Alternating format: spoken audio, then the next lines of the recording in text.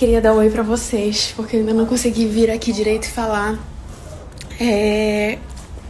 Somos vice-campeões, Gente, que dia, que loucura, que felicidade.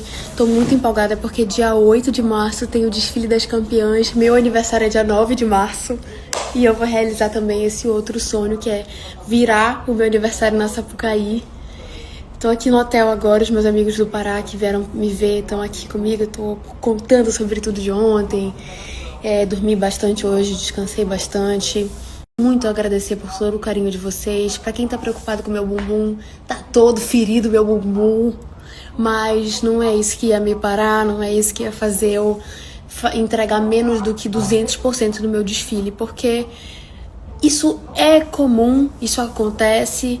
Já aconteceu muito no balé de eu estar dançando e alguma coisa tá me machucando. E a gente entende que é assim, a gente levanta a cabeça e continua. E foi isso que eu fiz.